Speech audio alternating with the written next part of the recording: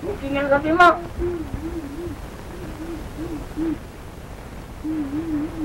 Ano pa inaantay mo? Ano, sige, maglaro ka na. Sige, maglaro ako kahit na nagugutom pa ako. Ikaw ang batang hindi na nasanay sa hindi pagkain eh. Siyempre, kakain mo na bago maglaro. Eh, bakit hindi ka kumain? Dahil ako kakain, wala naman pa mong galing natin.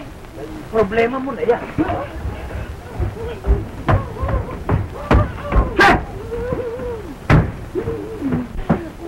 Gutom na ako. Tumigil ka na. Bakit lang? Kung bibili ka na ng almusal? Ano ba bibili ng almusal? Wala nga tayong pera eh. Umuutang ako kay kumpare, hindi ako pinautang. Kasawa niya yung balang. Oo, may sabong pa naman bukas eh. Pero kasi, masyado mong malakas mangutang, may hinangan naman magbayad. Ano, tumigil ka nga? Alis tayo ka? Oo, makakain ka. Sa labas? Ano ba sa labas? Sa ating gawi, ang ambos. Kanina sa mga atiselya. Eh, saan pa? Eh, ikaw lang eh. Masyado kang maluho. Almusal pa eh. Alin na po. Mamamatay lang sa gutom. No? Mamamatay na ako sa gutom. Sige, mamatay ka muna dyan ha. At ako na muna kakain doon. Magdadama na ako, hindi na ako mamamatay. Naku, nakakahiya kay Ma'am Bestre. Ipinangako ko pa naman na dadaling ko yung 250 ngayon. Dahil may kompromiso yung tao. Nakakahiya nga ho. Tsaka maaring mag-alala ho yun. Ayun na nga eh. Magandang po, Malay. Ang tatang! Meron pa ba natitirang almusal natin? Magkantay ka. Eh, meron pang sinagat tsokolate dyan sa labas. Kayo ta. Akin mo nang almusal na tatamati. Oo nga, nag-almusal na ako. Matagal ko na sinabi kay Eddie na mag-alaga ng aso. Bakit ito, Malay? Meron bang mayroong nakawan dito? Wala ko naman. Para lang ko, walang sino mang makapasok dito. Kaabog-abog. Mabuti nga ako. Umalis niya yata si Eddie. Pumasada ng utang. Huwag muna kayo. Nalimutan nga ako itong perang pinadadala sa kanya eh.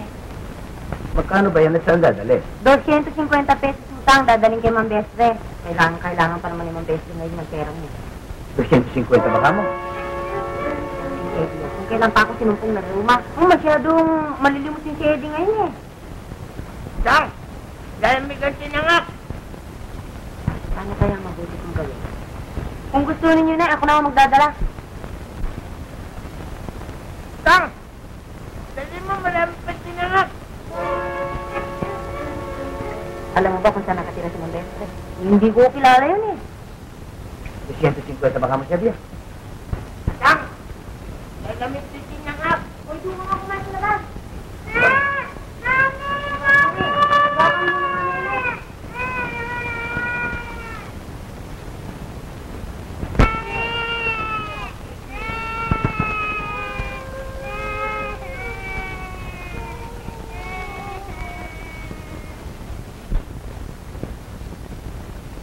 Meron yata kayo tinatanong. Ay, tinatanong ko lang ho, yung perang nakalimutan ni Edith. Dahil sa gulong-gulo kayo eh. 250 piso mang nano.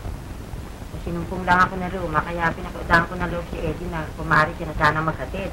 Kalimutan naman ni Eddie. Oho. Eh, kailangan pa naman ito ni Ma'am Bestre. Eh, nakakaya kung hindi ko ihatid ito ngayon. Bay, kaya nga ho. Lalo na kung mayroong kompromisong babayaran si Ma'am Bestre. Yan na nga ako inaalala ko eh. Alam naman ninyo, Mang Nano, kung gaano kahirap ang lumakad ng ganito may sumpong na reuma. Ewan ko ho, hindi pa naman ako ganong katandaan. Ibig niyo sabihin eh, Ibig kong sabihin eh, marahil kilala ko yung besting yan. alam! Oh, bala eh, baka kayo... Hindi ho, napasama yata ang tapak.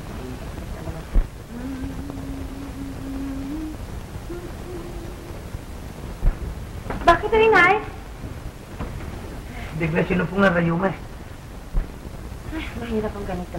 Eh, huwag na ho kayong lumabas ngayon ni Nay, hindi ho ninyo kaya. Mahirap na ipagpaliban ng pagdadala ng pera sa Ma'am Bestre. Lalabas ako kahiya-hiya. Masisira sila yung pagbebenta ko ng alahas. Eh, kung gusto ninyo, ako na lang magdadala. Eh, hindi mo kilala, hindi mo alam kung saan nakatira. Kung sa bagay, alam ko ang bahay ni Ma'am Bestre. Siya nga utang? Oo. Gusto ko sana maghandog ng aking tulong. Lamang, eh, inaalala kong baka hindi magtiwala sa akin ng binan mo. Ho? So, bakit naman kayo magsalita ng ganyan, Mang Nano? Ang isang mahirap na tulad ko, eh bihira ang tao magtitiwala. Lalo na sa isang malaking halagang katulad niya.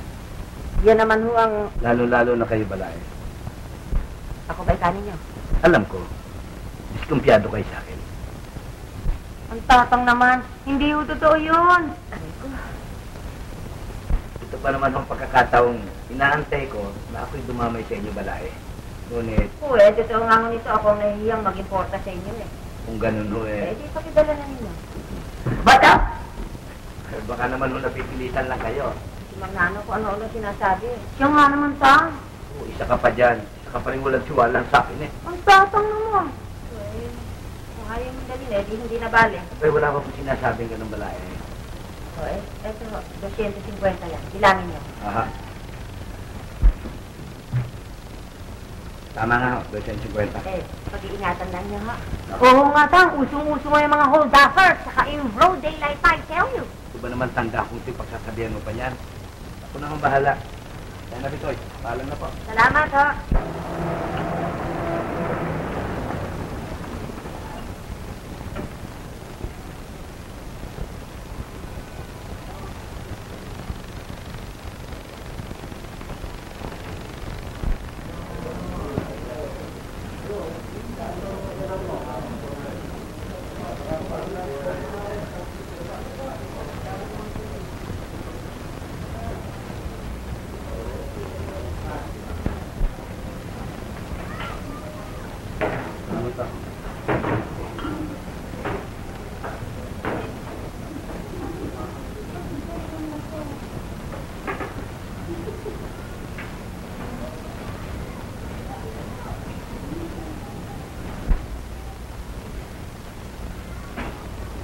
Huwag kang siya. Robert! Eddie! Tinapos mo ako. Ito ng biro yan ah. Hindi ako nagbibiro, Eddie. Hindi lang kita nakilala eh. Ganyan eh. Ang nag-hold up ko. Mas Joseph, masama yan ah. Eh, hindi naman ako makakapaniwala isang kamukha mo papasok sa kanyang hanap buhay. Eh, hindi naman ako naghahanap buhay eh. Uy, ano? Membro ko ng fraternity sa aming eskwelahan. Oh, Ito'y upang ipakilala ang katapatan at katapangan. paano magiging tapat isang mga hold-up? Matapos maisagawa ng malinis ang pangaharang, eh, sinusuli naman sa na-hold up ang anumang bagay na nakuha. Walang labis, walang kulang? Oo. Kagaya mo halimbawa, pagkatapos kitang hold up, tatanong ko kung saan ka nakatira. At ano ang pangalan mo? Magugulat ka pa siguro kapag ka sinuli ko sa iyong pera. Ang bihira din naman yung fraternity niya. Eh, kaya naman puro exclusive lang ang kasapi doon. Oh, eh, hindi ako pwede sumapit sa kanyang fraternity. Ako? Ayoko rin nga sana eh. Pero yung girlfriend ko, kasapi ron, ayoko naman matawag niya akong duwag. Talaga din naman, palintik ang takbo ngayon ng pag-ibig.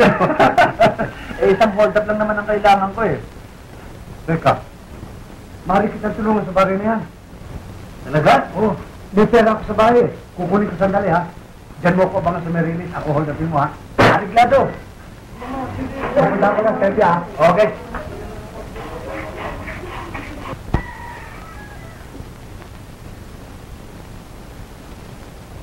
At yung bayad lang, Mga magulo, dito tayo baba. pero naman bayad o. Hindi akin to.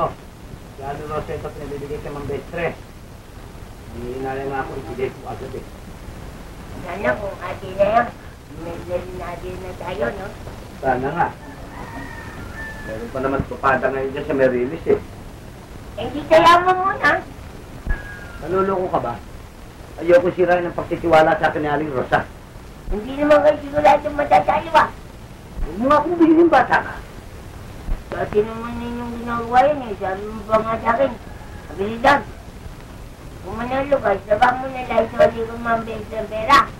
Hindi mo, ang daming pera niya, no? Kung manalo ka siguro, marami rin ang pera mapupunta sa'yo. Baka matalo eh.